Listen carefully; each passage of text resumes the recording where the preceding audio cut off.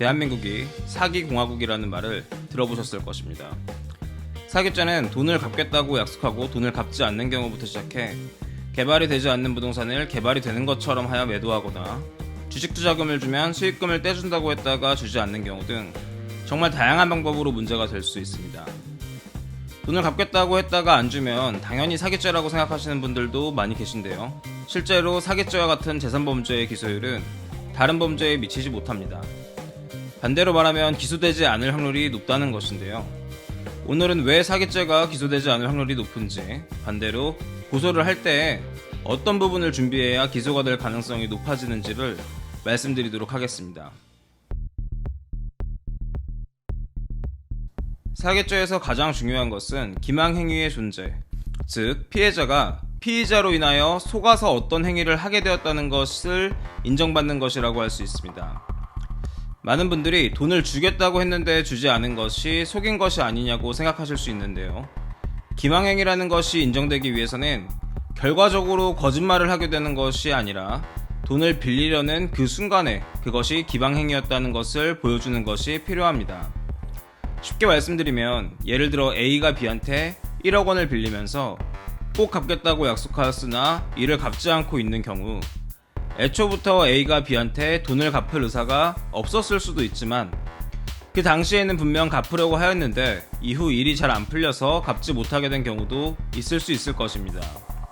사기일 수도 있지만 아닐 수도 있다.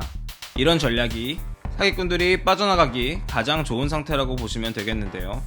아마도 경찰에서는 이게 그 당시부터 속이려는 의사를 가지고 기망한 것인지를 어떻게 알 수 있냐며 이런 건 민사소송으로 받으시라고 할 뿐 사기죄에 대해서는 불송치 결정을 할 가능성이 높고 검사도 마찬가지로 생각할 가능성이 높습니다. 사실 돈을 빌릴 당시에 B가 어떤 생각이었는지는 B 본인만이 알 수 있는 것인데 오히려 경찰 수사관이나 검사가 원래는 돈을 갚으려고 했다는 B의 말을 믿어준다니 A 입장에서는 눈앞이 막막할 것입니다. 그렇다면 A는 어떻게 해야 할까요?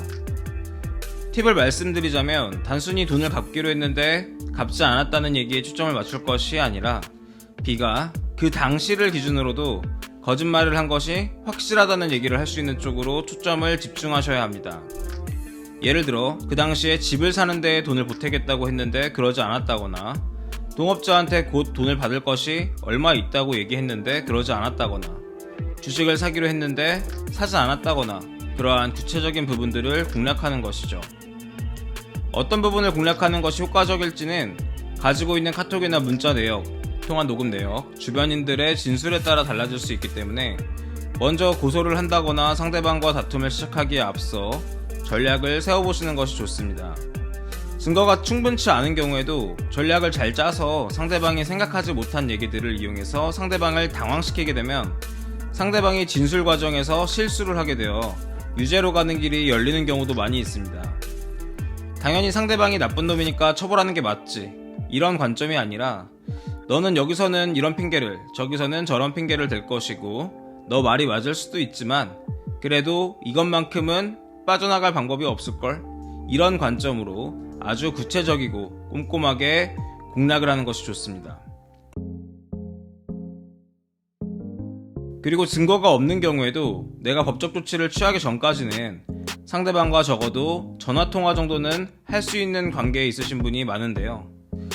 나중에 고소를 할 때 유죄가 나올 수 있게 하기 위해서 어떤 내용을 담아야 하는 것인지를 미리 준비하신 뒤 전화를 걸어 필요한 얘기들을 하게끔 유도하는 것이 중요합니다. 가끔씩 전화를 걸어 상대방 말을 잘 듣지 않고 자신의 억울하고 힘든 마음에 자기 얘기를 더 많이 하시는 분도 계시는데요. 제가 항상 말씀드렸지만 수사 과정은 유죄의 증거를 확보하는 과정인 것이고 고소를 하는 입장에서는 수사기관이 유죄의 증거를 만들어낼 수 있도록 돕는 것이 핵심이기 때문에 내 말이 맞고 상대방 말이 틀렸다, 또는 상대방을 내가 다그쳤고 상대방이 이에 대해 반박하지 못했다, 이런 게 중요한 것이 아니라 상대방이 나중에 빠져나갈 길목들을 차단해버릴 수 있도록 상대방이 말을 많이 하도록 유도하는 것이 중요한 것입니다. 나한테 필요한 증거를 상대방이 직접 자기 입으로 구체적으로 언급하게 하는 것, 이것이 증거를 만드실 때 고려하셔야 하는 핵심 가치라고 생각하시면 되겠습니다.